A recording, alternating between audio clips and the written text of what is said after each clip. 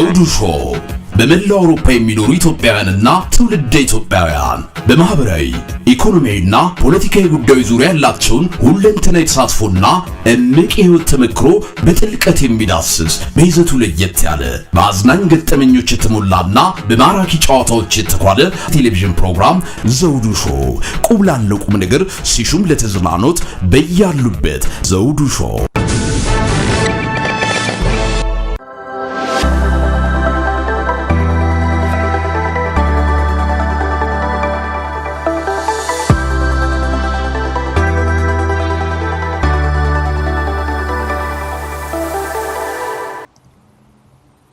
ሰላም ጤና ይስጥልን ክቡራን ተመልካቾቻችንና አድማጮቻችን ዘውዱ መንግስቴ ነኝ ከዚህ ከአገር እንግሊዝ። የዝግጅት ክፍላችን ከእናንተ ክቡራን ተመልካች አድማጮቻችን ጋር የምናደርገውን ዝግጅት አሁን ጀምረናል። እናንተም አብራችሁን ቆይታ እንደምታደርጉ ተስፋ እናደርጋለን።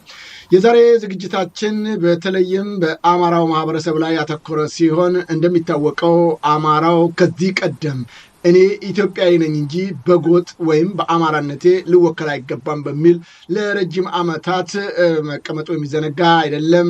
እንግዲህ አንዳንዴም አንድ ነገር ሲከሰት ለበጎ ነው ተብሎ የሚታሰበው አለ ምክንያት አይደለም። አብይ አህመድ አማራውን እንዲህ ግፍና በደል ስቃይ ሲያበዛበት አማራው አሁን እየተደራጀ በሁሉም በኩል ጉልበቱን እያጎለበተ እየጠነከረ የመጣበት ሁኔታ ተስተውሏል።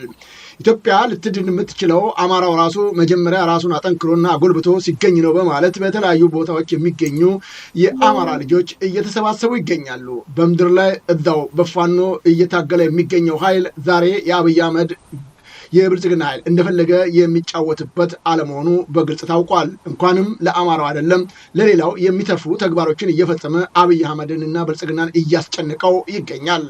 በተጓዳኝም ከዚህ ቀደም የአማራው ማህበረሰብ ለኢትዮጵያ ሲሉ የተዋደቁትን የአማራ ልጆች መታሰብ አለባቸው የሚልም ተቋም አሁን ወይም ድርጅት እየተቋቋመ ስራዎችን በመስራት ላይ ነው የሚገኘው። አማራው ከዚህ በኋላ በአማራ ጉዳይ ላይ ጠንክሮ እንደሚሰራ በየቦታው የሚወጡት ጠንካራ ስራዎች እየተስተዋሉ ይገኛሉ። የዛሬ እንግዶቻችንም የሚገኙት በዚሁ በሰሜን አሜሪካ ሲሆን በተለይም የአማራው ጉዳይ ይመለከተናል፣ እኛም ማድረግ የሚገባንን ማድረግ አለብን፣ እንደከዚህ ቀደሙ ዝም ብለን የአማራውን ጉዳይ በቸልተኝነት የምናየው ነገር የለም ብለዋል። አንድ ላይ ሆነው መክረው ዘክረው አሁን ውጤት ያለው ተግባር ለመስራት ተነሳስተዋል። በአማራ ጉዳይ ብቻ አይደለም በኢትዮጵያ ስም የሞቱት በርካታ ኢትዮጵያኖች አሁን ልናስባቸው ይገባል፣ በዝምታ መታለፍ የለበትም ብለዋል። እናም የአማራ ሰማዕታትን ቀን ወይም ሰማዕታቶችን ሊታሰቡ ቆርጠው ተነስተዋል። እናም በሰሜን አሜሪካ የመጀመሪያውን የሰማዕታትን ማሰብ ወይም ደግሞ ማስታወስ የሚል ዝግጅት ሊጀመር እንደሆነ ተገልጾልኛል። ይህም በተመለከተ ይህንን እያሰባሰቡና እየሰሩ የሚገኙ ከዚሁ ከሰሜን አሜሪካ ሁለት እንግዶች አሉኝ። ከነሱ ጋር የምናደርገውን ዝግጅት እንድትከታተሉ በማክበር ጋብዛለሁ። እንግዶቼ በአሜሪካ ከ30 እና 40 ዓመታት በላይ ቆይታ ያደረጉ ናቸው። በተለይም ይህንን በተመለከተ የዛሬው እንግዳችን ከዚህ ቀደምም የዘውዱ ሾው ሚዲያ አዲስ አይደላቸውም። አቶ የዝና ምን ያህል የአማራ የአራቱ ክፍለ ሀገራቶች የአማራ ማህበር ተሰባስበው ከሚሰሩት ውስጥ አንዱ እሱ ነበረ። ዛሬ ደግሞ በተለይም በዚህ በአማራው ጉዳይ ላይ መታሰብ አለባቸው አማራዎች በሚል የተሰባሰበ ሌላ ቡድን አለ። ይህንን በተመለከተ እንግዲህ ሌላም ወንድማችን አቶ ለይኩንም በዚህ ስብስብ ውስጥ ተሰባስበዋል። አቶ ለይኩን ካሳሁን ከ30 ዓመታት በላይ በዚሁ በአሜሪካ ቆይታ ያደረጉ የአማራው ጉዳይ ያሳሰባቸው ናቸው። አቶ የዝናም እንደዚሁ ከ44 ዓመታት በላይ በሰሜን አሜሪካ የኖሩ ናቸው።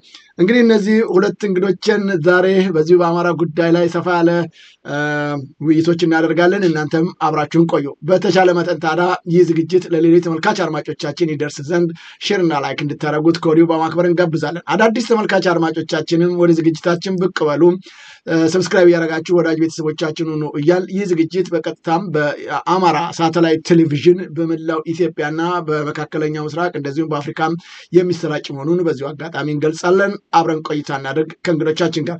ከልብ አመሰግናለሁ ሁለታችሁንም እንግዶችን።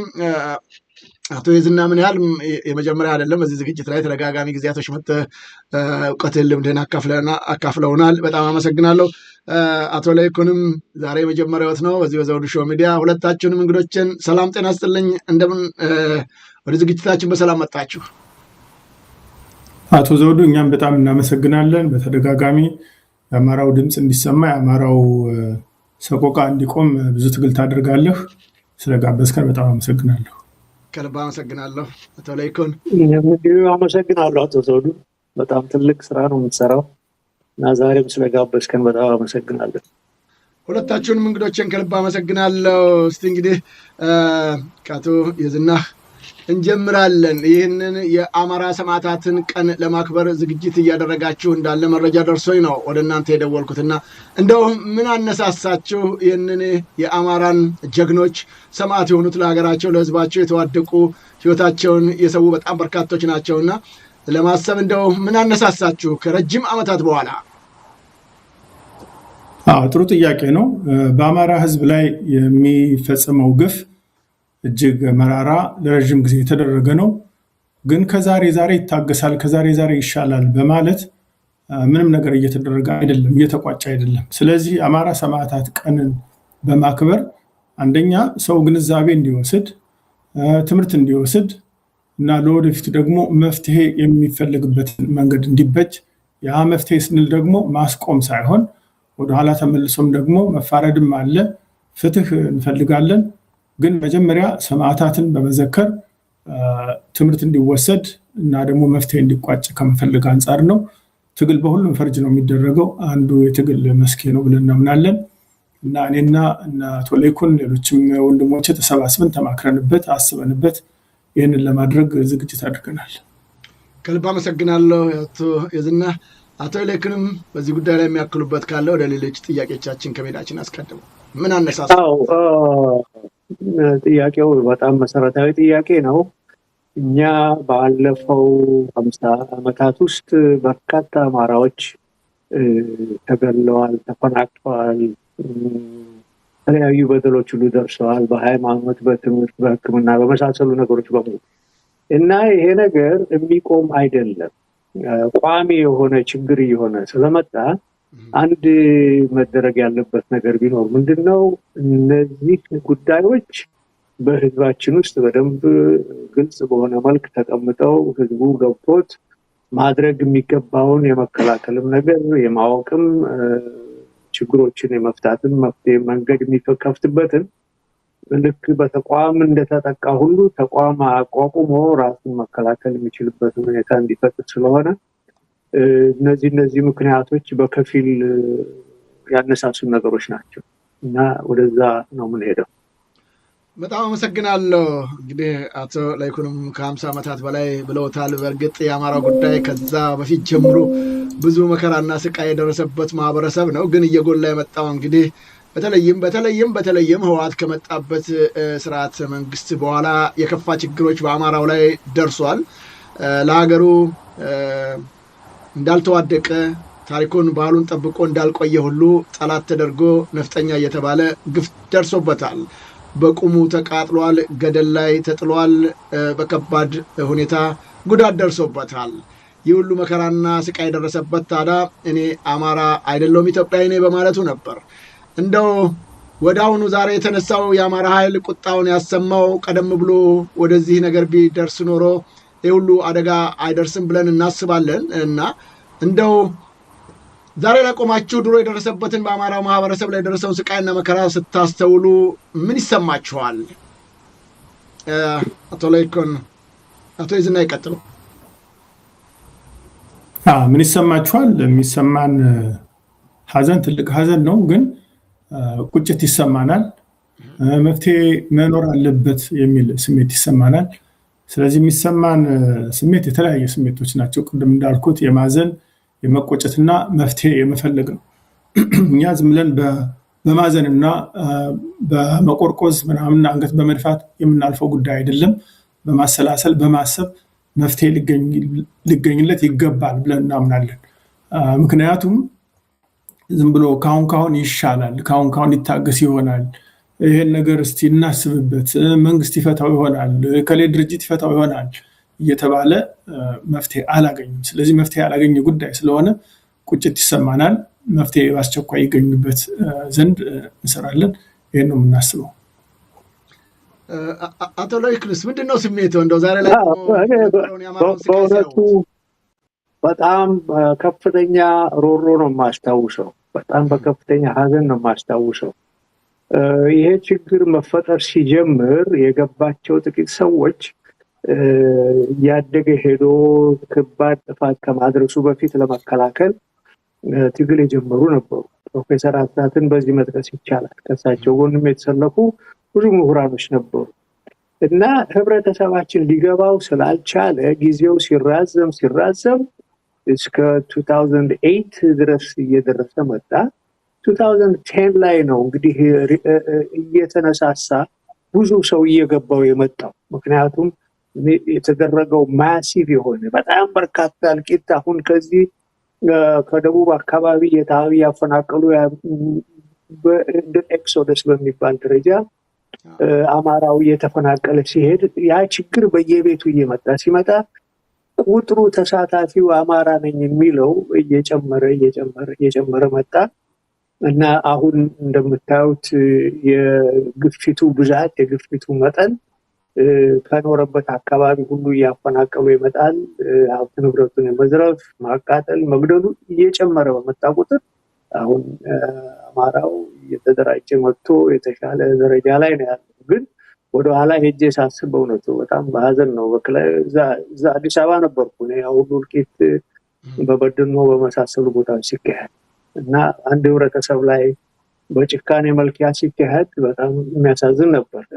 በዛው ልክ ደግሞ አማራው ስቲል ያው ኢትዮጵያዊነቱን እንጂ እንዲህ አይነት በኢትዮጵያዊነት ላይ ይመጣብኛል ብሎ ማያስብም ነበር እና ያ ሁሉ ትልቅ እንቅፋት ሆኖ አማራው ህብረተሰብ እና ያው አሁን እዚህ ያለንበት ደርሰናል እና እዚህ ስንደርስ ደግሞ ይሄንን ለመከላከል ጥፋት እንዳይደርስ ለመከላከል ህይወታቸውን አሳልፈው የሰጡ ብዙ ወንድሞቻችን አባቶቻችን አሉ።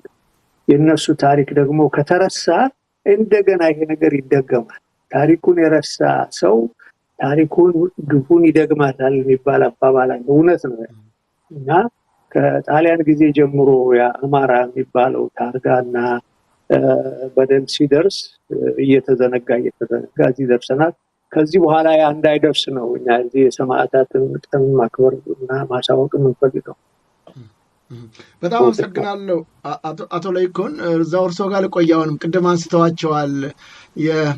የኢትዮጵያ ምርጥ ልጅ የአማራ ተቆርቋሪ የሆኑት ፕሮፌሰር አስራት በጣም በሚያሳዝን ሁኔታ እሳቸው የሕክምና ባለሙያ ናቸው። ፖለቲከኛም አይደሉም ወይም ሌላ እንቅስቃሴ ውስጥ አልነበሩም። ግን የአርበኛ ልጅ ናቸው። እሱ ብቻ አይደለም፣ የንጉሠ ነገሥቱም የግል ሐኪም የነበሩ በሙያቸውም አንቱታን ያተረፉ ነበሩ። ይሁን እንጂ አማራን ጸጥ ረጭ ብሎ በተኛበት እርሶም ያወዛው ነኝ ብለዋል። ያ ሁሉ በደኖም በሐረርም በተለያዩ በአርሲም በባሌም በጠቅላላ በተለይም የኦሮሞ ግዛቶች በምንላቸው በአሁኑ አካባቢዎች ላይ የደረሰው የአማራው ግፍ እየትየለሌ ነው እና እሳቸውም ከሞታቸው አስቀድሞ ባደረጓቸው ንግግሮችም ላይ የአማራው ጠላት ሆዳሙ አማራ ነው ማለታቸው የሚዘነጋ አይደለም። ያ ሁሉ መከራና ስቃይ በደረሰበት ሰዓት ከተሻለ ከተንደላቀቀ ኢትዮጵያ ውስጥ አሉ ከሚባሉት ትልቅ ሙያ ላይ የነበሩ በእውቀትም በልምድ ትልቅ አንቱታን ያተረፉ ሰው ግን ቆርቁሯቸው እዛው ሲገቡ እሳቸውንም ለሞት የዳረጓቸው አማራዎች ናቸው። ዛሬም የሚስተዋሉ ችግሮች አሉ። እንደው ያኔ እዛ ቦታም በነበሩበትና እኚህ ኢትዮጵያዊ ምሁር የአማራው ጉዳይ ቆጭቷቸው ሲነሳ እሳቸውን ለማስገደል የተንቀሳቀሱ አካላቶች እንዴት ይገልጿቸዋል? እንደ አንድ የአማራ ተቆርቋሪ ዛሬም ይህንን የአማራውን ሰማዕታት ለማሰብ እንደተደራጀ አንድ ኢትዮጵያዊ ወይም እንደ አንድ አማራ ሰው እነዚህን ሰዎች እንዴት ይገልጿቸዋል? በእውነቱ በመረረ ቋንቋ መግለጽ ቢቻል የመጨረሻ ክፉ ጨካኞች የማያስቡ የነበሩ አማሮች ናቸው ብዙውን ጥፋት ያደረሱ። ለምሳሌ እኔ ታምራት ላይ ነው የሚባል አማራ ነኝ የሚል ደቡብ አካባቢ ምስራቅ ሄዶ ሽርጣም እያለ ሲሰርብ የነበረው አማራ በእጅ ወድቆልሃል እና የምታደርገውን አድርግ ብሎ ሁሉ ሲናገር ሚዲያ ላይ ሰምቼዋለሁ ራሴና ብቻ አይደለም ሌሎችም አብረው ከዚህ ግፍና ጭፍጨፋ ጋር የተሰለፉ አሉ አሁንም አሉ የሚገርመው ነገር እነዚህ በአዴን የነበሩ ሰዎች በኋላ ደግሞ አማራ ዲሞክራሲያዊ ፓርቲ በሚል ተደራጅተው አማራው ላይ ጥቃት ሲደርስ አይናቸውን ከድነው አላየንም የሚሉ አሉ ባህር ዳር ላይ ጭፍጨፋ ያካሄዱ ሰዎች አሁንም ቆመው ይሄዳሉ አሁን ደግሞ ፖለቲከኛም ሆነው የአማራ ተቆርቋሪ መሆን ይፈልጉ አሉ እና ፕሮፌሰሩ ነካቸውን እኮ ነው ያን ጊዜ የአማራ ሆዳሙ ነው ያስቸገራቸው አንዳንዶቹ አማራ የለም ይያው የሚሞግቷቸው ነበር አማራ ይያሉ ለምን ነው የሚጮህ አማራ የሚባል ነገር የለም ይያሉ የሚጨቁናቸው ነበር የሚጫወቱባቸው ነበር ግን አማራ ነው ይሄ ተብሎ አይደንቲቲ ያለው ሶሳይቲ አለ ቢያንስ ያን ጊዜ ግን ምሁር የሚባሉ ሰዎች በዛ ደረጃ ሲያስቸግሯቸው ነበሩ እና ሆዳም አማራ የሚለው ነገር አሁንም አለ አሁንም እኮ ያሉት እዚህ የብልጽግና የአማራ እንትኖች እነዚህ ሆዳም አማራዎቹ ናቸው ሌሎች እኮ አይደለም ራሳቸው ሲወልዱ ሲዋለዱ እርስ በርሳቸው አንዱ ሌላውን እየከፋከፈ በዚህ ሁኔታ ነው ያለው በጥቅም ነው ለገንዘብ ነው ዛሬ ነገ ደሞዝ ቢቀርበት ከብልጽግና ጋር አብሮ ይሰራል ለጥቅም ነው አብሮ የሚሰራውና ይሄ ሆዳምነት አንደኛው የዚህ የአይዲዮሎጂ ችግር ያለባቸው ሰዎች አሉ የአእምሮ ዝግመት ያለባቸው ሰዎች አሉ እነዚህ ሰዎች አይገባቸውም የሚገባቸው እንደ እንስሳ የዴይሊ ኑሯቸው ነው በልቶ መኖራቸውና ከጎን ያለው ነገር አይቻላቸው ሁለተኞቹ አይነቶች ደግሞ የዚህ የጥቅም ተካፋዮችና በራሱ በዘራቸው ላይ ቂም በቀል ያላቸው በትውልዳቸው ላይ እነዚህ ሁሉ ከዛ ውስጥ የሚጨምሩ ግን ሜይንሊ የዚህ የጥቅም ተጋሪ የሆኑት ስልጣን ፈላጊዎች ናቸው የችግሩ ከፍተኛውን ሆዳም አማራ የሚያሰኘውን ስራ የሚሰሩት እና በእውነቱ በጣም በጣም ብዙውን አደጋ በአማራ ላይ ያደረሱት አማሮች ራሳቸው እና ምን ቋንቋ ይገልጻቸዋል ከቋንቋ ውጪ ነው የነሱ ክፋትና ተንኮል ከልብ አመሰግናለሁ አቶ ለይኩኑ እስቲ ምናልባት በዚህ ላይ የሚያክሉት ነገር ካለ ይቀጥሉ አቶ ይዝናህ መቼም አገርን መካድ ወገንን መካድ የታወቀ ነው በጣሊያን ጊዜ አገራቸውን የካዱ ትልቅ ደረጃ ላይ የነበሩ ሰዎች አሉ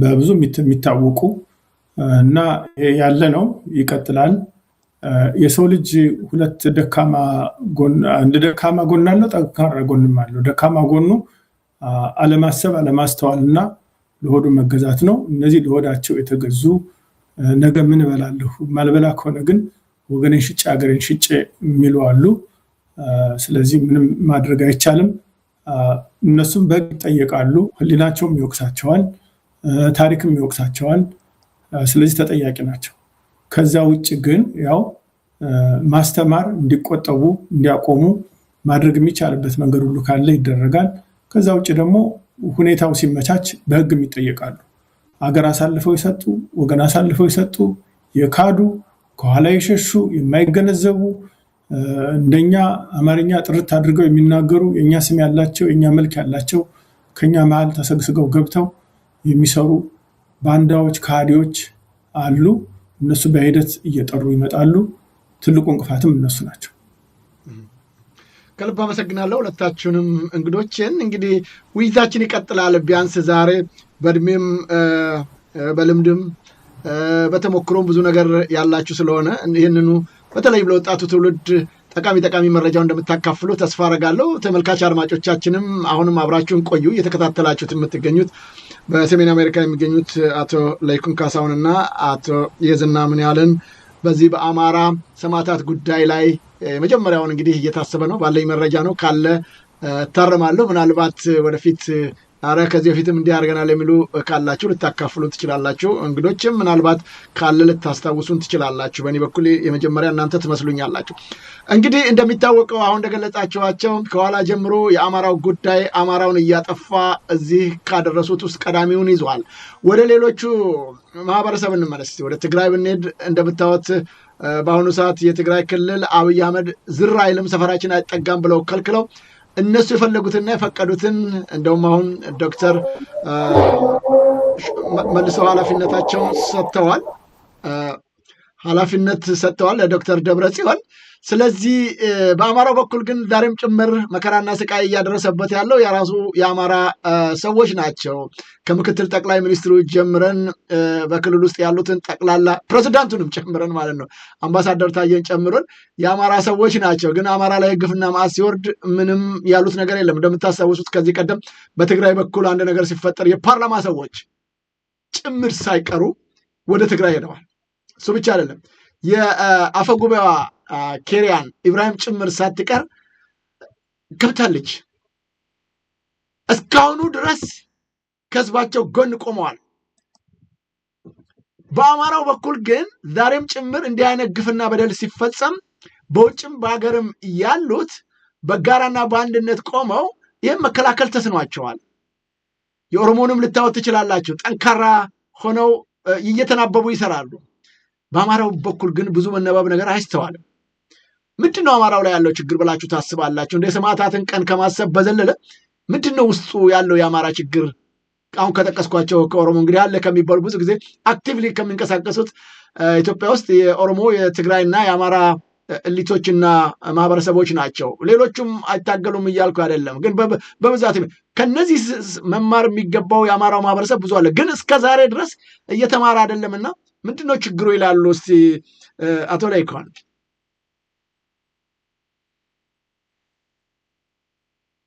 ብዙ ሰፊ የሆነ አርዕስት ነው አቶ ዘውዱ አሁን ያነሳው። ነገሩን ለማያያዝ የምሞክረው ከሰማዕታት ቀን ጋራ ነው። ማያይዝበት ነገር ምንድን ነው? የእኛ የአማራው ህብረተሰብ በፖለቲካ ውስጥ አላደገም እና የፖለቲካ ተሳትፎም እንደሌሎቹ አሁን በትግራይ አካባቢ ህወሓት ከተፈጠረ ጊዜ ጀምሮ ስለ ፖለቲካ ጉዳይ ሲያወሩ ሲዘክሩ ምን የኖሩት እና ነቃ ያለ የፖለቲካ እንቅስቃሴ አለ። በኦሮሞም አካባቢ እንደዚሁ ነው።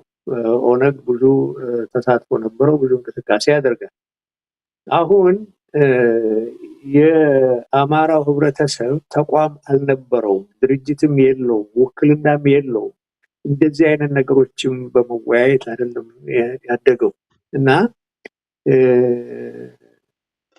ትግራይ ውስጥ ያለው ህወሓት የሚባለው የትግራይ ህዝብ ሳይሆን ህወሓት የሚባለው ድርጅት ከተቋቋመ ጊዜ ድረስ በነበሩ መንግስታቶች በደርግም ይሁን አሁን ባለው በአብይ መንግስት ካደረሰው ችግር የበለጠ ህዝባቸው ላይ ችግር የሚያደርሱት እዚህ ህወሓት የሚባሉ ድርጅት አባሎች ናቸው እና እዛ ላይ የምትረዳው ምንድነው? ለምሳሌ አንድ ነገር ሲፈጠር መሪያቸውና አመራር የሚሰጠው ድርጅቱ ነው እና በዚህ ምክንያት ያ ድርጅት ዝም ብሎ አይደለም ነገሮችን የሚያየው። ለምሳሌ የአብይ መንግስት በተቋቋመ ጊዜ ትግራይ ውስጥ ወደ 50 የሚሆኑ የአብይ ሹሞች ተገለዋል። ከ50 በላይ ይደርሳሉ። ግን ቢያንስ እስከ 50 ድረስ የሚደርሱ ህወሓት ሰው ይገለዋቸዋል። ስለዚህ የአብይ ጣቶች እዛ ተቆራርጠው ፋንክሽናል ሊሆኑ አልቻሉም ከህወሓት ፍላጎት ውጭ። ኦሮሚያም ውስጥ እንደምታየው በጣም በርካታ ወረዳ አስተዳዳሪ፣ አውራጃ አስተዳዳሪ እነዚህ ተቃዋሚዎቹ ከሚፈልጉት ውጭ የሆነ ሰው ኖሮ መስራት አይችልም። አማራ ክልል ውስጥ ግን የባህል ችግር አለ። አንደኛ ለምንድን ነው የምገለው የሚል ጥያቄ ያካሄዳል። ሰብአዊነት ደግሞ አለ በባህል ውስጥ እንዲሁ ዝም ብሎ ሰውን ላለማበላሸት ይሄ ሹም ነው፣ ዛሬ ይሄን ብገለው ነገ ሌላ ሹም ይመጣል፣ ስለዚህ በመግደል ሳይሆን በሌላ መንገድ መሄድ አለብኝ ብሎ አልፈዋቸው ነው የሚሄዱት እንጂ ልክ እንደ ኦሮሚያ ክልልና እንደ ትግራይ ሹሞችን መግደል ቢፈልጉ ቢያቅታቸው አይመስለኝም። አቁም እንትኑም አላቸው እና ይሄ እንግዲህ ከፖለቲካ አመራር ወይ ደግሞ ከባህላዊ አመራር ጋር የተያያዘ ነው። ለዚህ ነው የሰማዕታት ቀን የሚያስፈልገን። እንደነዚህ አይነት ሰዎች ቢያንስ በማስታወቂያ ምን አይነት ሰዎች እንደሆኑ በጥይት ሳይሆን በዜና በሚዲያ እያንዳንዱ ሰው እየተጋለጠ ወጥቶ የሚነገር ከሆነ እነዚህ ሰዎች ከዱላው ይልቅ በሚዲያ የሚደርስባቸው የስም መበላሸት ልጆቻቸውንም ቤተሰቦቻቸውንም አፌክት እንደሚያደርግ ስለሚያውቁ በዛ መልክ መስራት ይቻላል እና የዚህ ሰማዕታት ቀን ከተመሰረተ በኋላ መጪው ወንድሞቻችን ይሄንን በተቋም መምራት ሲጀምሩ እነዚህ አይነት ነገሮችን መስራት ይችላል እና በጣም በሚገርም ሁኔታ ነው አማራ ክልል ውስጥ ያሉ የአማራ የብልጽግና ባለስልጣኖች ተማርከው ተይዘው እንኳን እንደዚህ አይነት የግድያ ነገር አይወሰድባቸው because አማራ አይገድም በዚህ አይነት ምክንያት ይሄ ነገሮች ጋር የተያያዘ ነው እና እኛ ከንቃተ ህሊና ጋር ከባህል ጋር እና የተቋም አለመኖርም ጭምር ነው ይሄን ነገር ችግር ውስጥ ያስከተለው እና ለወደፊቱ ይሄ ይኖራል ብዬ ማላስብ እና የተሻሻለ ይሄ እድገት የደረስንበት እድገት ወደዛ አቅጣጫ እየሄደ ይመጣል የሚል ሐሳብ አለኝ። ጥያቄውን በሙሉ መልሼ ከሆነ ከልብ አመሰግናለሁ። ወደ አቶ የዝና እንመለስ። እዚህ ላይ ትንሽ ማብራራት የሚያስፈልገው ጉዳይ ነው። በተለይም አቶ ለይኩን አሁን እንደተናገሩት አታጋይ ኃይል ቡድንም የለንም። ይሄም አንዱ ተጽዕኖ አሳድረዋል። ሁለተኛ ባህሉም ችግር ፈጥሯል። ሰው በመግደል ሰውን በማስተማር የሚያምን ማህበረሰብ ነው። ብዙ ነገሮች አሉት። ሃይማኖቱ አለ፣ ባህሉ አለ፣ ታሪኩም ከቤተሰብ አስተዳደግ ጀምሮ ያለ ነገር በመሆኑ እንደ ሌሎቹ ጭካኔ የተሞላበት ስራ አይተገብርም ብለዋል። ወደኋላ እንመለስ። ቅድም ያነሳናቸው ፕሮፌሰር አስራት ጀምረው ነበር። አንቀሳቃሽ አደራጅ አድርገውት ነበር። ያንን እያጎለበቱ መሄድ ይቻላል፣ መቀጠል ይቻል ነበር። ከዛ መኢአድ የሚባለውም አለ እንደዚሁ በአማራው ላይ ተቋቁሟል የሚባል የሚያፈርሰው ራሱ አማራ ነው እና አሁንም የምናየውን ወደኋላ እንመለስበታለን። ፋኖ እዚህ ደረጃ ለመድረስ እንትን ነገር እንዳደረገ ሲከራከር ነበር። ዛሬ ወደ ውጭም በኋላ እንመለስበታለን። በጣም በብዙ መቶዎች የሚቆጠር የአማራ ማህበራቶች አሉ፣ ይደራጃሉ። ግን አጥፊዎች ናቸው በአብዛኛው። ከመረጃ ጋር እያነሳን መግለጽ እችላለሁ። አይደለም የሚባል ሙግት ከመጣም ማለት ነው እና ስለዚህ ይሄ ብቻ ነው ወይ ችግሩን ለአማራው ያለመቆሙና አማራውን የሚደራጁትን ሁሉ ለማፍረስ የሚታገሉበት ምክንያት እንደው በእርሶ እይታ ምን ይመስሎታል አቶ የዝና? ይቅርታ ሚዩት ሆነዋል። ሰማውታል? ሚዩት ሆነዋል መሰለኝ። ኦኬ፣ በጣም ይቅርታ። አቶ ለይኩንም በደንብ አብራርቶታል። በእኔ ግን ሁለት ነገር አለ። እሱ በደንብ ገልጾታል። አንደኛ አማራ ራሱን እኛ በልጅነታችን ስናደግ አማራ ናቸው ተብለን አላደግም። በአማራነት የሚለውን አይደለም፣ ኢትዮጵያዊነት በሚለው ነው። ትዝ ይለኛል በልጅነቴ አባቴ ውጭ ሀገር መሄድ ትፈልጋለህ ሲለኝ ከኢትዮጵያ የበለጠ ምን ሀገር ኖሮ ነው ብዬ ያሰብኩበትና የመለስኩበት ጊዜ አለ እና በኢትዮጵያዊነት አማራ የሚመታበት ዋናው ምክንያቱ ኢትዮጵያ ላይ ሙጭጭ በማለቱና አገሩን በመውደዱ ነው። ስለዚህ አንደኛ ሰዎች ደግሞ ገብተው አማራነቱን የማይፈልጉ አማራ አንድ እንዲመጣ እንዳይደራጅ ጉድፉን እንዳያጠራ በቀላሉ ሰርጎ የሚገባበት ህዝብ ነው። ቋንቋውን የሚናገሩ አብረው ያደጉ ግን በጎን ሌላ ንክኪ ያላቸው ሌላ ከሃዲዎች ተሰገሰጉበት ነው። ከሁሉም በብዛት አንዱ እሱ ነው። ሌላ ደግሞ ዋናው ትልቁ ምክንያት ደግሞ ለምሳሌ ቲፒኤልኤፍ ሲቋቋም ምን ብሎ ተቋቋመ? ህዝባዊ ወያኔ ሓርነት ትግራይም ነፃ እናወጣለን አሉ። ከማን ነፃ እንደሚያወጡ እስካሁን በግልጽ አይደለም። ስልጣን ይዘው ራሱ ነፃ ናቸው፣ ሀገራቸውን እያስተዳደሩ ነው። በንጉሰ ነገስታቱ ጊዜም ትግራይ በትግሬዎች ነው ተዳደረ የነበረው። በጎጃም ሆነ በጎንደር ለምሳሌ ኃይለ ሥላሴ እንደራሴ ብለው ሊልኩ ይችላሉ። በትግራይ ግን እነራስ መንገሻ ከዛ በፊትም አፄ ዮሐንስ ነው የነበሩ። ስለዚህ ትግራይ በትግራይ ተወላጆች በትግራይ ልጆች ትተዳደር የነበረች አገር ናት። አማራ ግን ጎጃሜ በጎጃሜ ይተዳደር፣ ጎንደር በጎንደር ይተዳደር አልተባለም።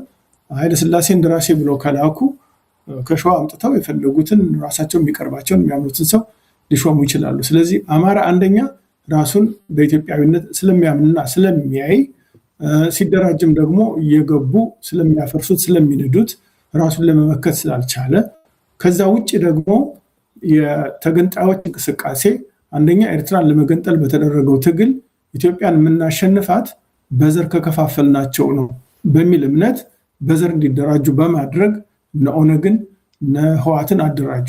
ህወሓት ደግሞ ከተደራጀት በኋላ ያ ድርጅት ምን አይነት ድርጅት ነው? ማርክሲስት ድርጅት ነው። ግራ ዘመም የግራ ፖለቲካን የሚመለከት ነው። የግራ ፖለቲከኞች በኮማንድን ኮንትሮል በመምራትና አጥብቆ በመያዝ ያምናሉ። ስለዚህ መንቀሳቀሻ ቦታ የለም። ታስታውሱ እንደሆነ በታሪካቸው ሌላ የትግራይ ነፃ አውጪ ድርጅት የሚባልና ህዝባዊ ወያኔ ሓርነት ትግራይ እንታረቅ ብለው ከታረቁ በኋላ ዛሬ እንተኛ አብረን እንደር ብለው ከተኙ በኋላ ሌሊት ተነስተው እሺ ያሉትን ማረኩ፣ እምቢ ያሉትን ገደሉ። ስለዚህ የማይፈልጉት ሰው ከሆነ ያ ሰው ይገድላል፣ ይመታል፣ አንድ ነገር ይሆናል። አማራ ግን ሩህሩህ ነው፣ መሐሪ ነው። ከታረቅን በኋላ አታሎ አስተኝቶ አይገልም። ስለዚህ ስቃያችን እየተራዘመና እየተጓተተ ሄደ። ስለዚህ አንዱ በፖለቲካ ተደራጅተው እነሱ የግራ ዘመን ፖለቲካ ይዘው ጥብቅ የሆነ የከረረ ወይ ከኛ ናችሁ ወይ ጠላት ናችሁ የሚል አቋም አላቸው።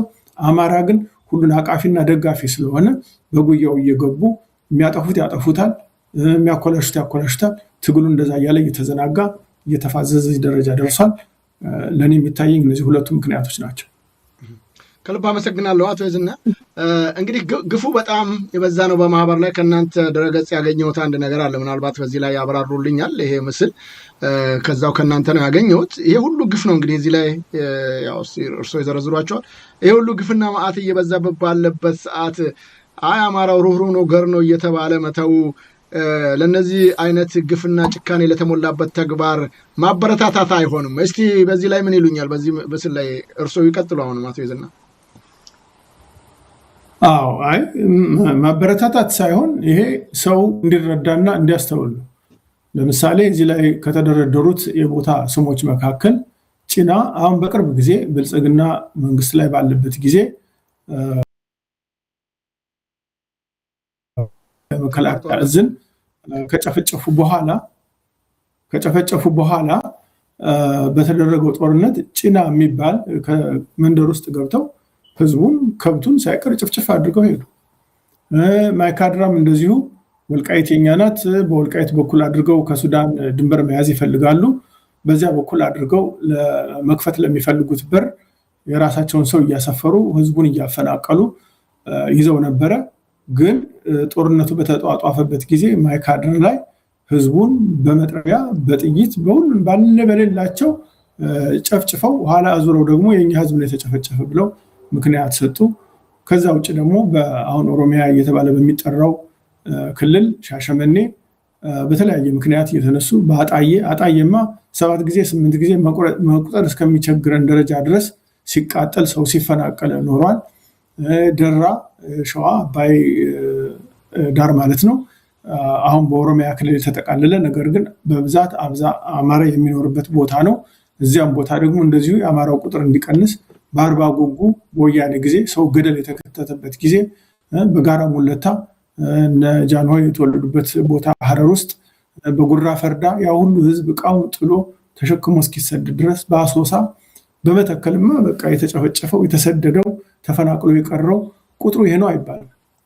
በአርሲ በበደኖ ባህር ዳር 55 ወጣቶች በአንድ ቀን ሰላማዊ ሰንደቅ ዓላማ ይዘው ወጣው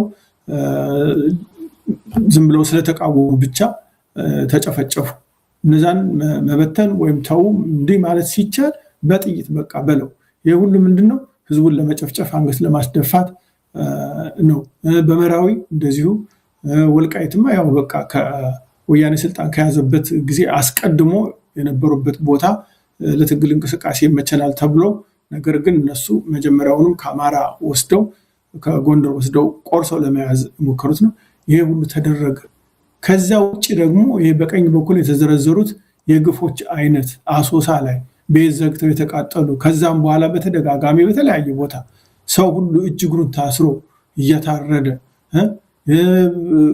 ጉበቱን ኩላሊቱን እያወጡ እየበሉ ገደል የተከተተው አውሬ የበላው ሴቶች ጡታቸው የተቆረጠው ምን ያልተደረገ ነገር አለ? ስለዚህ ይሄም በቃ ለማለት እንጂ ለማበረታታት ሳይሆን በቃ ከዚህ የበለጠ ምን ግፍ ይደረጋል? በአይሁዶች ላይ ጀርመኖች ያደረጉት ግፍ እንኳን እንደዚህ የረዘመ ጊዜ አልነበረም። የኛም ስለማይቆጠር ነው እንጂ አይሁዶች 6.3 ሚሊዮን ነው የሚባለው። የኛም የሚቆጥረው ስለሌለ ነው እንጂ ከዛ ሳይበዛ ይቀራል። እና ያልተደረገ ግፍ፣ ያልተሰራ ወንጀል፣ ያልተሰራ ስራ የለም። ይሄ ግን አንድ ቀን መፍትሄ ይገኝለታል። ማሳወቅ አለብን። ሰማዕታት ቀን በምናደርግበት ጊዜ ይሄ እንዲታወቅና ሰው ሙሉ ግንዛቤ እንዲኖረው በቃን መረረን ካሁን በኋላ ይሄ ነገር አይደገምም ብሎ የሚልበት ቀን እንዲመጣ በሰማዕታት ቀን መደረግ ያለበት። ከልብ አመሰግናለሁ አቶ የዝና በሰፊ ሄደውበታል። ይሄ የእናንተ የሰማዕታትን ቀን ለማሰብ በቀረበው ጉዳይ ላይ ነገር ስላቀረባችሁ ማበረታታት ነው እያልኩ አይደለም ያለው። በአጠቃላይ በተነሱት ጉዳይ ላይ ይሄ የኢትዮጵያዊነት ጉዳይ ላይ ማተኮር አማራ ሩሩ ነው የዋህ ነው ባህል ነው እየተባለ አሁን የገለጿቸውን ነገሮች በሙሉ ግፍ የተፈጸመበትን አክሽን ካልተወሰደ ተመሳሳይ ነገር ይፈጸማልና ያ እንዳይደገም ምን መደረግ አለበት ማበረታታት ይሆናል በእነዚህ አካላቶች ላይ አሁን በዘረዘሯቸው ላይ ለማለት ነው እንጂ እናንተ ያቀረባችሁትማ ተገቢና አስፈላጊ ነገር ነው። በዚህ ጉዳይ ላይ ተፈጽሟል ለነዚህ ሰማዕታት እናረጋለን ነው ያላችሁት። እናንተ ጋር እንከን የለም። ግን አሁንም ለሚደረገው ነገር የአማራ ባህል ነው እየተባለ ብዙ ነገሮች ችግር ውስጥ እንዳይገባ ነው። ቀደም ሲልም ለመግለጽ እንደሞከርኩት እንደሚታወቀው አማራ የሚባል የለም እኛ ኢትዮጵያዊንም በማለት ስንትና ስንት የአማራ ልጆች አልቀዋል። ስለዚህ ከዚህ መገደብ ያስፈልጋል። ጠላት ከሆነ ጠላት ነው። ይሄ ምንም ለነገ የሚባል ነገር የለም። ይሄ ሁሉ ቅድም የጠቀሱትም አጣዬ እኮ ከ12 ጊዜ በላይ ነዳለች እኮ በጠራራ ፀሐይ ምንም የሚከለክልላቸው አብይ አህመድ እኮ አጠገባቸው ነው ያለው። በአንድ ጊዜ ሊደርስ የሚችል ከ100 ኪሎ ሜትር ምናምን የማትርቅ ወዳው ሊደርስ የሚችል በአይሮፕላን ቢመጡ በመኪና ቢመጡ ሊከላከሉ የሚችሉበት ቦታ ግን ሆን ተብሎ ከተማን ያህል እየነደደ ነው። ዛሬ ግን አጣዬ እየነደደች አይደለም። ለምንድን ነው ያለው ነው? አማራው ቆርጦ ስለተነሳ ስለሚከላከል እርምጃ ስለሚወስድ ይልንታ የሚባል ነገር ተገቢ ነው ብዬ ስለማላስብ ነው። እንደነዚህ አይነት ኋላ ቀር አንዳንድ እርግጥ ነው ሰብአዊነት በጣም ጠቃሚና አስፈላጊ ነው። ያ ሲባል ግን እየገደለ ዝም ብለህ ማለት አይደለም። እናቱን እየገደለ ልጁን እየደፈረበት አይኑ እያያ አባቱን እያረደበት አይ እንግዲህ አባቴ አስተማረኝ ባህል ይሄ ነው የሚባል ነገር የለም። ግን ርህራሄ አስፈላጊ ነው። በተለይ የተማረኩ ሰዎች ከሆኑ ተማረኩ ምንም ማድረግ አይቻልም። እጅ የሰጠ ሰው እንኳንም አይደለም እጁን የሰጠ አይደለም ጠላት ብሎ ሊመታው ሲሄድ ሱሪውን አውልቆ ቁጭ ካለ መሬት ላይ አይነካም። ይሄ ባህሉ ነው፣ ጥሩ ነገር ነው በእርግጥ በአንድ በኩል ግን በሌላ በኩል ደግሞ ጉዳት የሚያስከትል ስለሆነ ከዚህ በኋላ ወጣቱም ትውልድ ሊያስብ ይገባል። አክሽን የሚወሰድባቸው ጉዳዮች አሉ የሌሉ አሉ የሚለውም እንዲታሰብ ለማለት ነው። ከልብ አመሰግናለሁ። ወደ አቶ ላይኩን እንመለስ። እንግዲህ ይሄ ሁሉ ነገር እየተፈጸመም ይሄ ሁሉ ግፍና መከራ እየታየ በአማራው ላይ ዛሬም ቅድም ጠቆም ለማድረግ ሞክሬያለሁ። በርካታ የአማራ ማህበር እናንተ የምትኖሩበት ሰሜን አሜሪካ ራሱ ከ100 በላይ የሆኑ ማህበራቶች አሉ። አብሮ መሆን አቅቷቸዋል። ዛሬም ለትግሉ መጓተት አንዱ ምክንያት ናቸው የሚል ትችት ይመጣልና በዚህ ላይ ምንድን ነው ያለው ሀሳብ እርሶ? አሁንም ሰማዕታቶችን ጉዳት በደረሰ ቁጥር ከማሰብ ይልቅ እንደዛ አይነት ጉዳት እንዳያደርስና የሰማዕታት ቀን ማሰብ ሳይሆን ኢትዮጵያ ወይም ደግሞ አማራው እንዴት ከዚህ ችግር ይታደጋል ይከላከላል ለምንስ ይሞታል የሚለው ላይ መስራት ያተኩራል እና እነዚህ ማህበራቶች ጨምረው ግን ዛሬም በተናጠል የሚሰሩ ስራ ለአማራው ሞት ምክንያት መጨመር ናቸው የሚሉ ወገኖች አሉና በዚህ ላይ ምንድን ነው ያሉት አስተያየት? በጣም ግሩም ጥያቄ ነው። በተለይ እኔ ብዙ ኤክስፒሪየንስ አድርጌያለሁ በዚህ ጉዳይ። ይሄ በጣም ስላሳሰበን 2008 በፈረንጅ አቆጣጠር አንድ ድርጅት አቋቋሙ። ያ ድርጅት ዓላማው እነዚህ አማራ ነን እያሉ የሚሰባሰቡትን ድርጅቶች አንድ ላይ ለማሰባሰብ ካልቻልንም አትሊስት በአይዲዮሎጂ በሚኒመም ፕሮግራም እንዲገናኙ በማድረግ ነበር ያን ድርጅት ያቋቋሙ። እና ማቋቋም ብቻ ሳይሆን ፕራክቲካሊም ብዙ ወጪዎች እያወጣን ብዙ ድርጅቶችን ሁሉ አነጋግረናል። እኔ ራሴ አውሮፓ ተወክዬ ስዊድን፣ ኢንግላንድ፣ ጀርመን ሁሉ ሄጄ የአማራ ድርጅቶችን አነጋግሬያለሁ። ከዛም ሀገር ውስጥ ያሉትን የተለያዩ አነጋግሬያለሁ።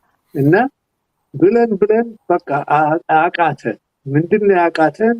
ተመሳሳይ ድርጅት ያላቸው እንኳን የአማራ ማህበሮች አንድ ሆነው መርጅ አድርገው ማለት በአማርኛ ተቀላቅለው ተቀናጅተው አንድ ለመሆን ቢያቀታቸውም ቢያንስ እንደ ህብረት በአንድ ሚኒመም ፕሮግራም ውስጥ እንዲኖሩ በሚል ብዙ ሞክረን ነበር። ግን በጣም የሚገርማችሁ ነው እሺ ይላሉ ስብሰባ ላይ፣ ከዛ በኋላ ግን የሚቀጥለው ስብሰባ ላይ አይሞቱም። ሁሉም የትናንሹም የትላልቁም ድርጅት መሪ ነኝ የሚሉት መሪዎችና የዛ ቡድን ሰዎች ያችን ስልጣን የማጣት ነገር ይመስላል መሰለኝ እሺ አይሉ። እና ብዙ ተሞከረ፣ ብዙ ወጪ ተወጣ፣ ብዙ ተሞከረ እና መጨረሻ ላይ የአማራ ኮንቬንሽን በ2016 ጠርተን እዛ ላይ ይህን ሁሉ ሶሉሽን ሊሰጥ የሚችል ወርክሾፕ እና ጥናቶች ቀርበው አትሊስት አንድ የሚያደርግ የኮንቬንሽን ውሳኔ ይዘን እንሄዳለን ብለን አስበን ነበር። ያንን ኮንቬንሽን እንኳን አንድ ሆነን ለመስራት ሁሉም ድርጅቶች አፈገፈው እና ወደዛ ሳንሄድ ቀረን። ትንሽ የተሳካ ስራ የተሰራው አድማስ የሚባል የአማራ ማህበራትን ማቋቋም ላይ ነው። አድማስ ምናልባት ሰምተህ እንደሆነ ወደ 20 ምናምን የሚሆኑ ድርጅቶች ነበሩ እና የአድማስ ተቋቁሞ አስራት ሚዲያን ሁሉ አቋቁሟል እና ያ ሚዲያም ጥሩ የተሳካ ውጤት እያመጣ ሄዶ ነበር። ግን እንደገና በዛው በአድማስ ውስጥ ሁሉም የራሱን ዘውድና የራሱን ኒሻን እየተከለ አብሬ አልሰራም ከእናንተ ጋር እያሉ እየጣሉ እየወጡ አድማስም ስኬቱ ተከሸፈ። በአንደኛ ምናልባት 4 ዓመት 5 ዓመት ቢኖረው ነው፣ ከዛ በላይም አልነበረው። ከዛ በኋላ ዶክተር ገብርዬም ወደ 57 የሚሆኑ አማራ ድርጅቶችን ሰብስበው አንድ ለማድረግ ጥረው ነበር። ኢኒሻል ፖይንቱ ላይ እሺ ነው የሚሉት። ለምሳሌ እኛ አትላንታ አንድ ለማድረግ በተሰበሰብን ጊዜ ወደ 20 ምናምን የሚሆኑ ድርጅቶች እሺታ ነው ያለው፣ እምቢ የሚል ነገር የለም። በኋላ እዛ ላይ ሚኒመም ፕሮግራም ወጥቶ ወደሚቀጥለው ደረጃ ስንሄድ አይገኝም። የተለያዩ ጥፋቶች አሉ እና መጨረሻ ላይ ዶክተር ገብርዬም ሞከሩ። 57 ድርጅቶች መጀመሪያ ያሻሏቸው፣ በኋላ አይ ቲንክ አቶ እስክንድር መሰለኝ የተረከበው። ከዛ በኋላ ያው የሚቀጥለው ስብሰባ ሲጠራ አይመጡም እና መጨረሻ ላይ ተሰባስበን የወሰንነው ነገር ምንድን ነው? አማራው አንድ ሆኖ በአንድ ላይ ይሰለፋል የሚለውን ነገር እሱን እንተውና አንድ ጠንካራ የአማራ ድርጅት ብንደግፍና ብናወጣ ሁሉም ወደዛ ይሰባሰብና የግዱን ያኛው እየጠፋ ይሄዳል የሚል ሀሳብ ነበረ። ከዛ ውስጥ እንግዲህ 57 የአማራ ድርጅት አለ ሲባል ግማሹ እኮ ድርጅት ነው ብሎ 3 4 ሰው 5 ሰው ነው።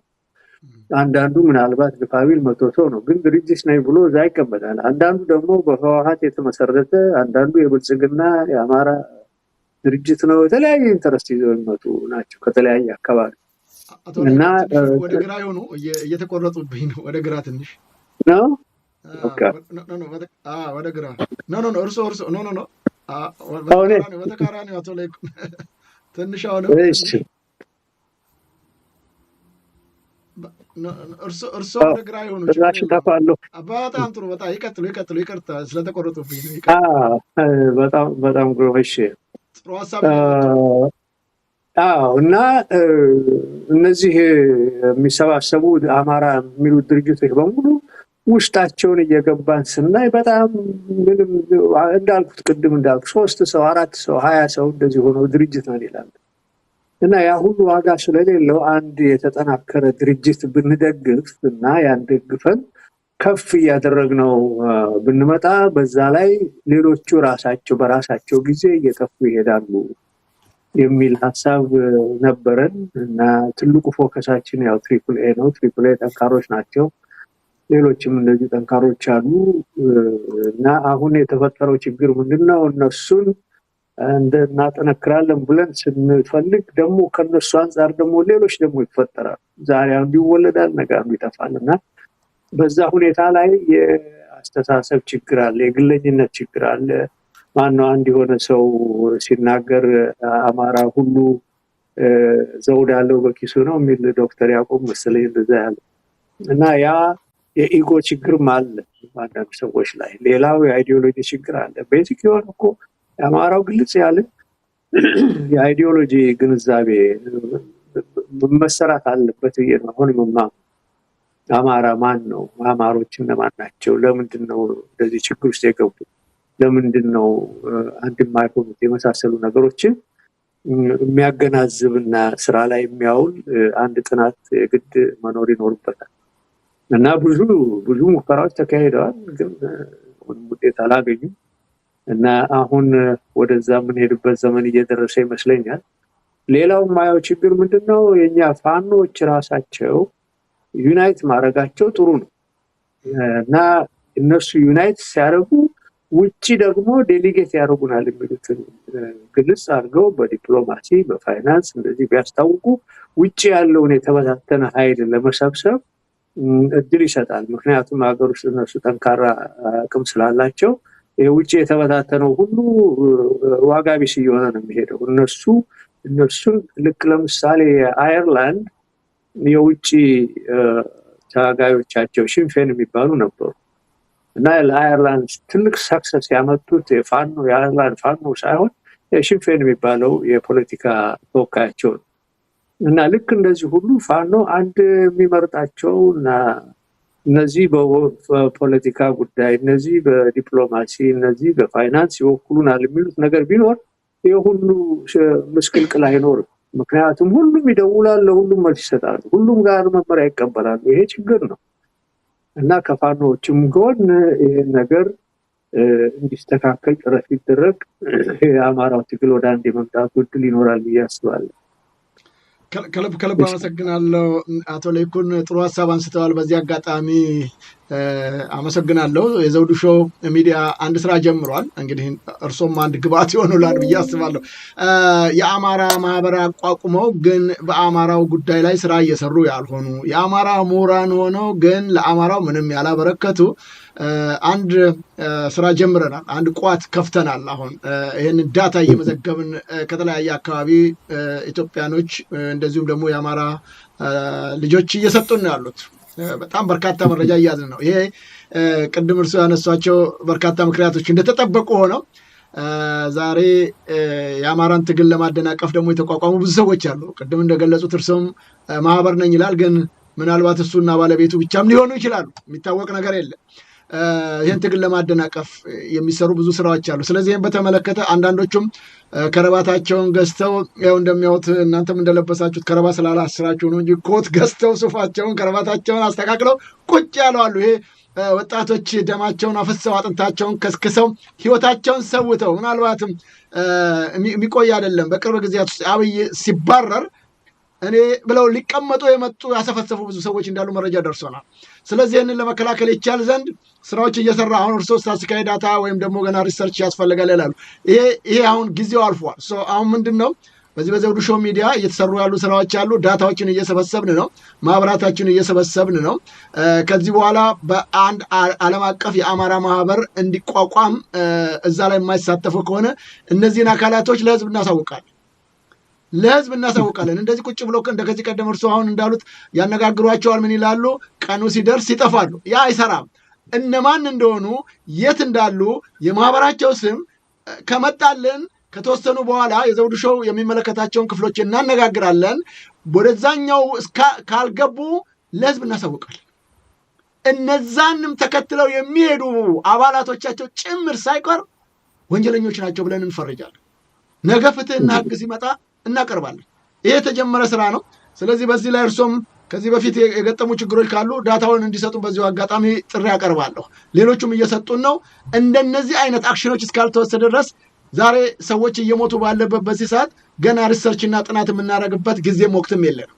ይሰራል። አንድ ቋት ውስጥ መቀመጥ አለበት። ከዛ በኋላ የአውሮፓ ተጠሪ፣ የሰሜን አሜሪካ ተጠሪ፣ የካናዳ፣ የአውስትራሊያ ኦር የአፍሪካ ተጠሪ እያሉ ማስቀመጥ ይቻላል። ግን አንድ ማህበር ሊኖር ይገባል። ልክ እንደ ፋኖቹ ያ መደረግ አለበት።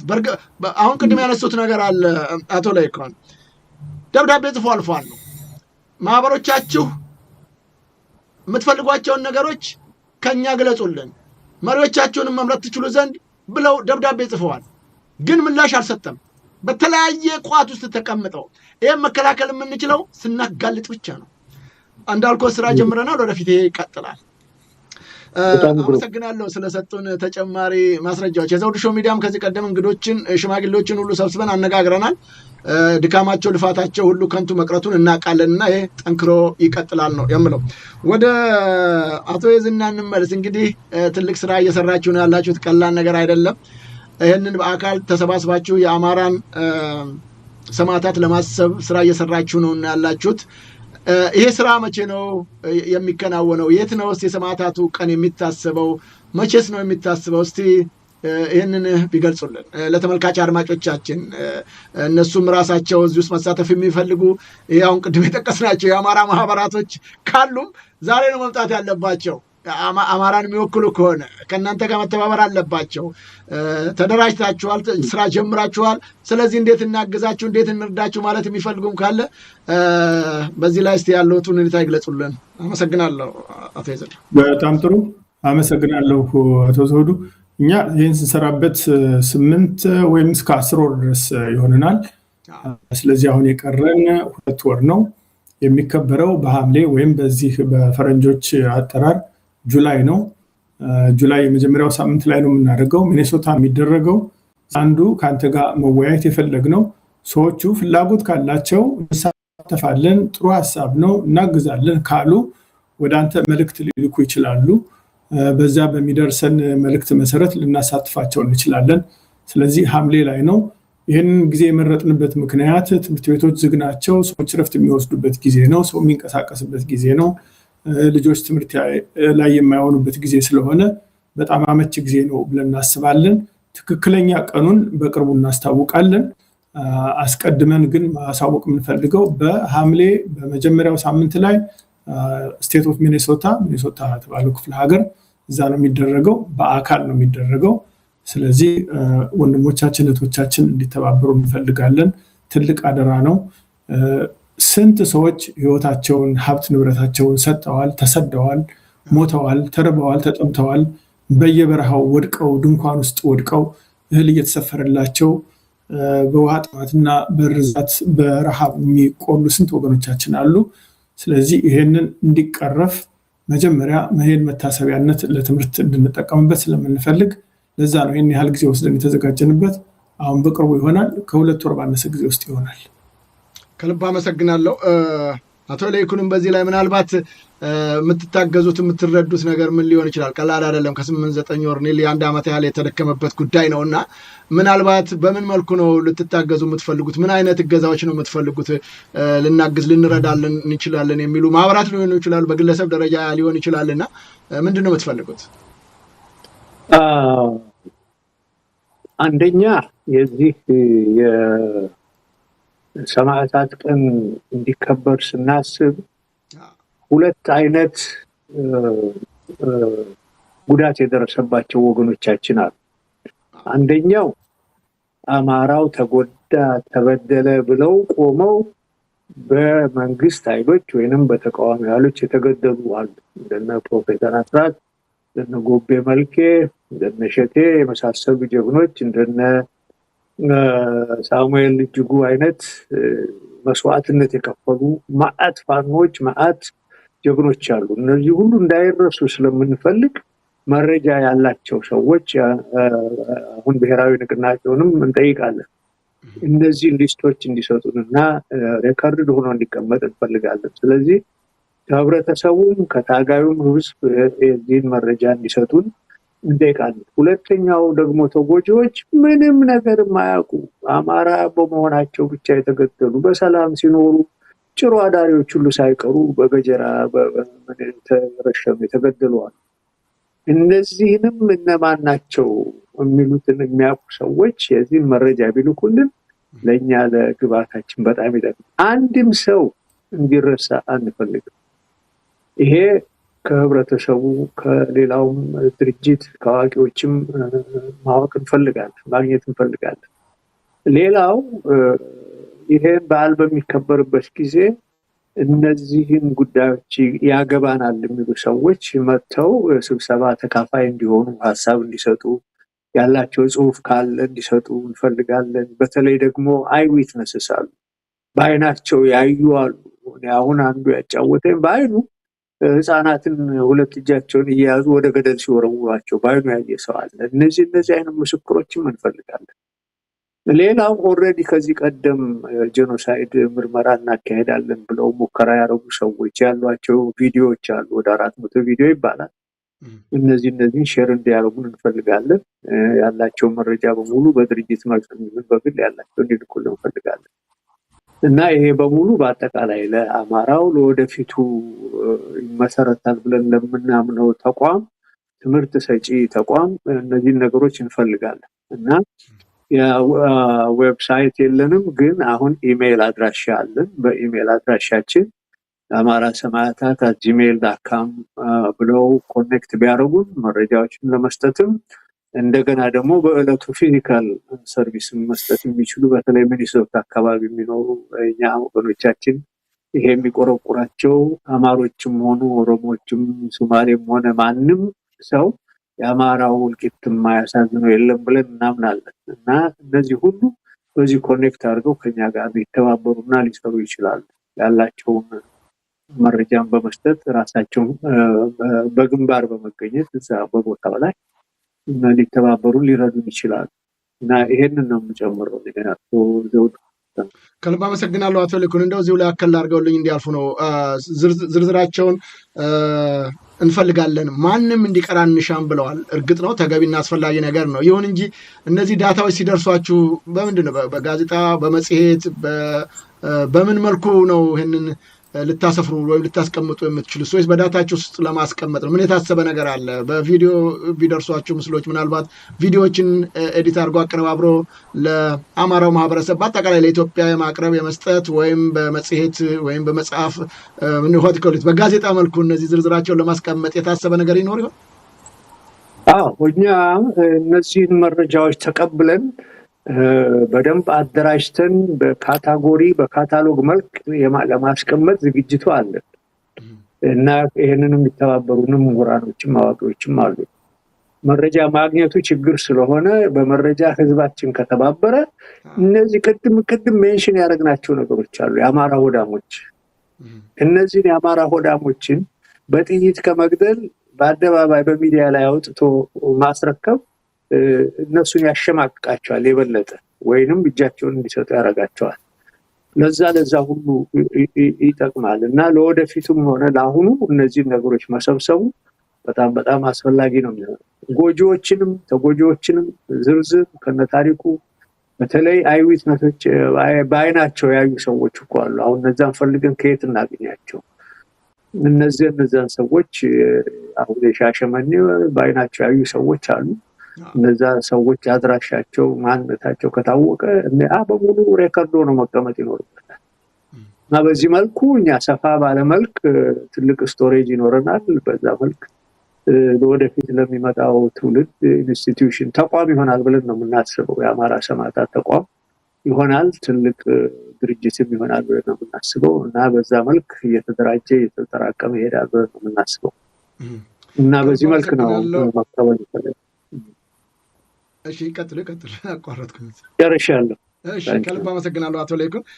አቶ ይዝና እርሶም የመጨረሻ ጥያቄ እናደርገው። እንግዲህ ከአንድ ዓመት ያላነሰ ጥረት ያደረጋችሁበት የተቀደሰ ዓላማ መቼም ውጤቱ ያምራል ተብሎ ይገመታል ወይም ይጠበቃልና ወደፊት እንደው ምን አስባችኋል? እንደዚህ የሰማዕታት ቀን እንደዚህ በሚኒሶታው ለማክበር የታሰበው ነገር በቀጣይ እንደው ሎንግ ተርም ፕላናችሁ ምንድን ነው? ምን አላችሁ? ለወደፊት ምን ያቀዳችሁት ነገር አለ?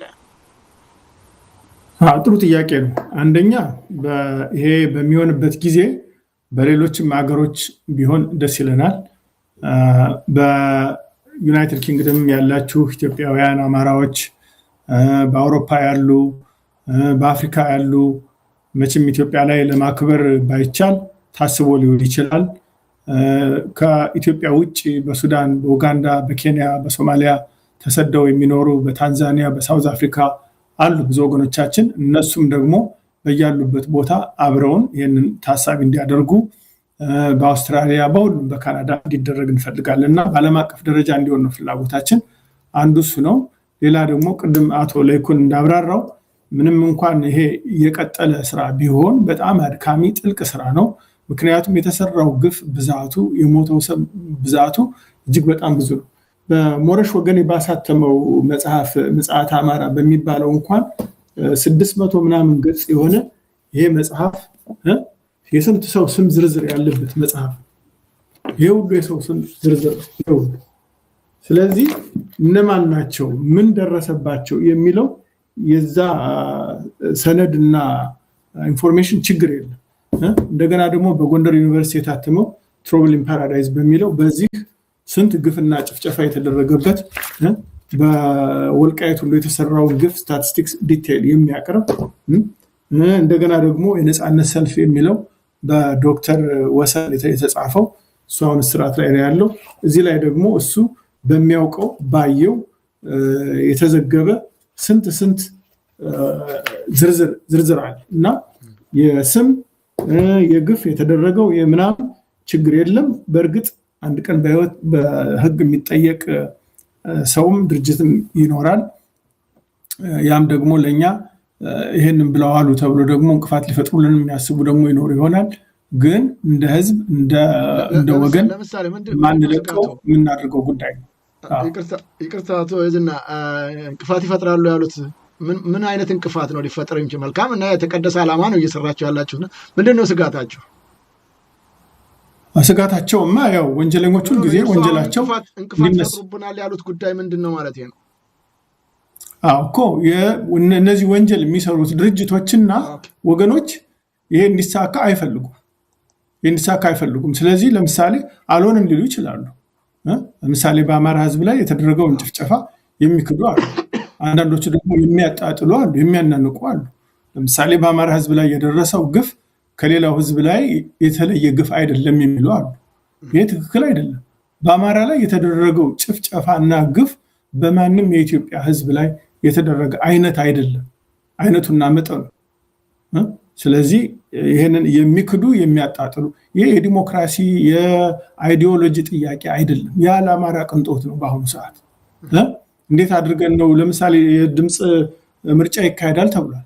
ያ የድምፅ ምርጫ ለአማራ አይመለከተውም። ምክንያቱም የገደለውን እና እዚህ ያደረሰውን መንግስት እንደገና የሚመርጥበት ተአምር የለም።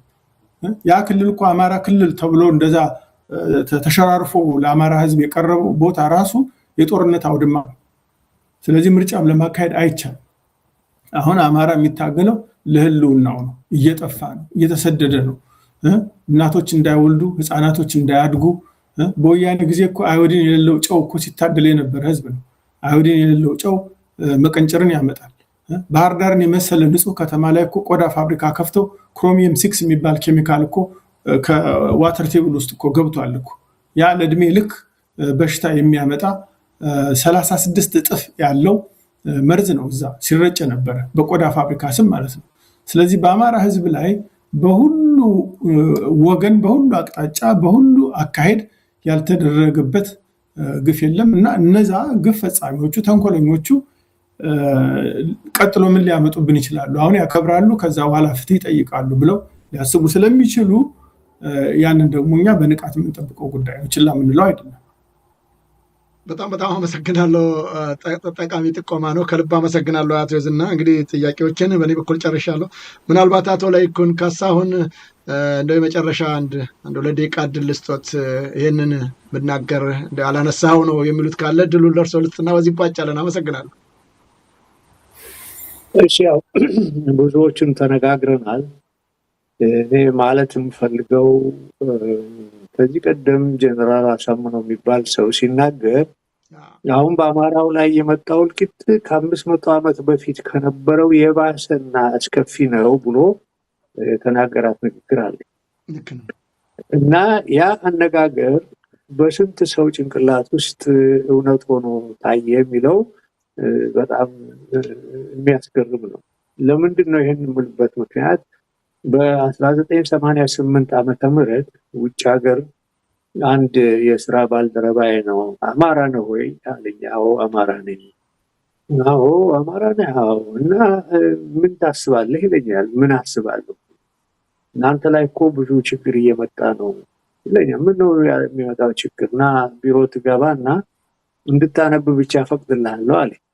እሺ አልኩ። ገባሁ። አንድ 15 ቀን ከዚህ ጀምረህ እዚህ ድረስ አንብባል እና እዛ ላይ ምን ይላል? አማራው እስከ 2045 ድረስ እያለቀ መሄድ እንዳለበት የወጣውን ፕላን ነው የሚያሳየው እና እዛ ፕላን ላይ በ2045 እስከ 13 ሚሊዮን መውረድ እንዳለበት ነው የሚያወራው። በተለያዩ መልኮች በመድኃኒት፣ በሕክምና ማጣ፣ በድንቁርና ራሱ እንዴት በድንቁርና እንዴት አድርጎ ህብረተሰቡ እንዴት የሚዳከም የመሳሰሉ ነገሮችን ያዘለ ነው እና በጣም በጣም ሰፊ ነው። ይሄ ፕሮትራክትድ የሆነ የተቀነባበረ ዓለም አቀፍ የሆነ ሴራ መሆኑን ነው የሚያሳየው ዛሬ። እና ቅድም ካነሳ ነው ፖይንት ጋራ ለምንድን ነው የኢትዮጵያ መጥፋት ከአማራ መጥፋት ጋር የተያያዘው የሚለውንም የኛ ህብረተሰብ ሊያየው አልቻለም። እና ይሄንን ያው ደጋግሜ በተለያዩ ስብሰባዎች ላይ አስረድቻቸዋለሁ። እንደምታየው ነው አሁን የዚህ ውሃ ላይ ጨው መጨመሩ፣ አዮዲን መከልከሉ፣ ወሊድ ጽንስ ማቋረጡ፣ ትምህርት መዝጋቱ፣ በሃይማኖት አማራውን እኮ በቀጥታ ከኢትዮጵያዊነቱ ሁሉ እኮ አፈናቅሎ ሊትራሊ ከቤቱ፣ ከንብረቱ፣ ከትምህርቱ፣ ከጤናው፣ ከሃይማኖት ከምኑ አሁን ሄዶ ከኢትዮጵያዊነቱ ሁሉ ተፈናቅሎ አሁን ምን ያህሉ ነው ኢትዮጵያዊ ነኝ የሚለው ነገር አማራ ክልል ውስጥ ድምጽ ያለውና የሚሰማው? ቢኮዝ አልተፈለገም፣ መጥፋት አለበት ተብሏል። ወደዛ አቅጣጫ እየሄደ ነው ሁሉ ነገር እና ጀነራል አሳምነው ያን ጊዜ ያንን ሲናገር ሪሊ ብዙ ሰዎች ያን የኦሮሞ ማይግሬሽን ጊዜ የጠፋውን አይነት ምን ያህል እንደሆነ አላወቁትም። እና ከዛ የበለጠ እጥፍ ድርብ የበለጠ ነው አለ። እውነቱን ነው። እንደምናየው አሁን እኮ ቢያንስ 10-14 ሚሊዮን አማራ አልፏል፣ ጠፍቷል። ሳይለንትሊ ኳይትሊ በማይታወቅ እና ይሄ ስቲል ለህዝባችን ዘልቆ እንዲሰማው ለማድረግ ፈልጋለሁ። አዘ የመጨረሻ እድሉን ካገኘው ብዬ ነው።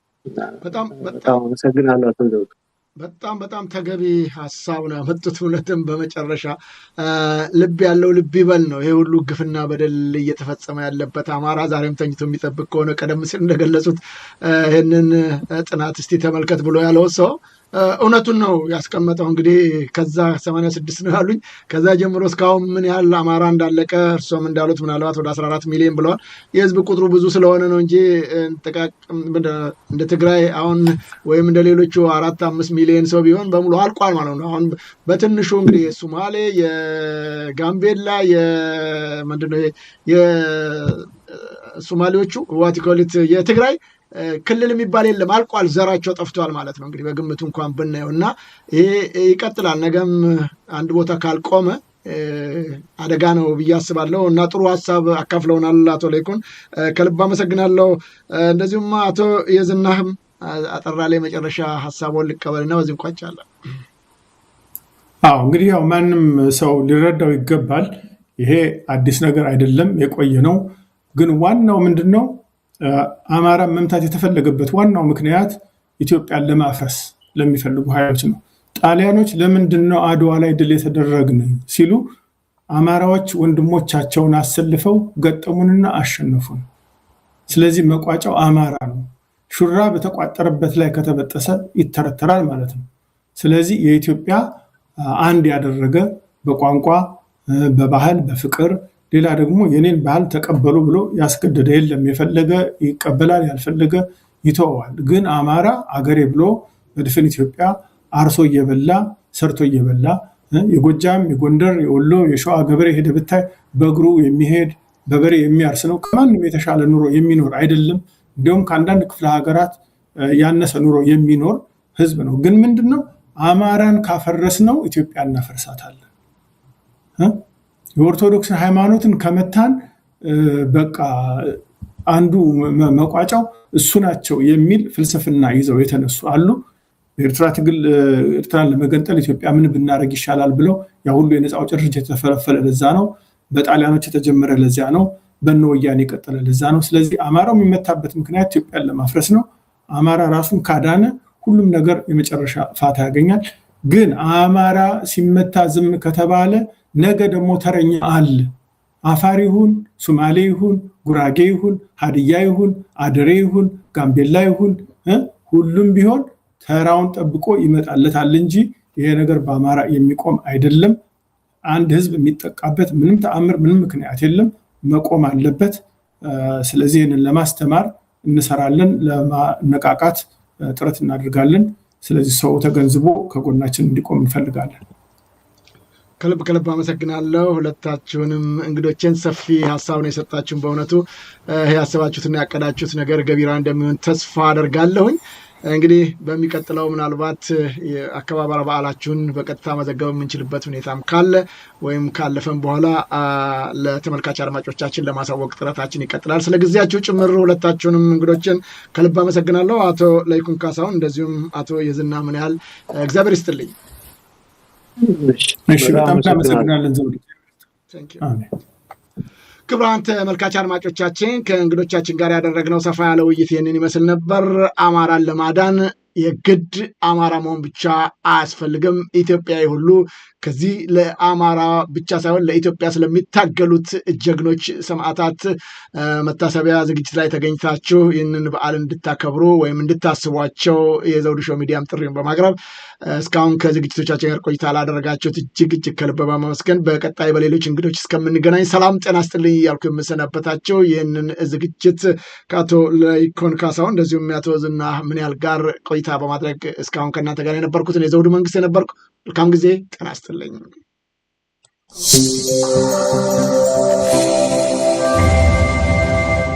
ዘውዱ ሾው በመላው አውሮፓ የሚኖሩ ኢትዮጵያውያንና ትውልደ ኢትዮጵያውያን በማህበራዊ ኢኮኖሚያዊና ፖለቲካዊ ጉዳዮች ዙሪያ ያላቸውን ሁለንተናዊ ተሳትፎና እምቅ የህይወት ተመክሮ በጥልቀት የሚዳስስ በይዘቱ ለየት ያለ በአዝናኝ ገጠመኞች የተሞላና በማራኪ ጨዋታዎች የተኳለ ቴሌቪዥን ፕሮግራም ዘውዱ ሾው ቁም ላለው ቁም ነገር ሲሹም ለተዝናኖት በያሉበት ዘውዱ ሾው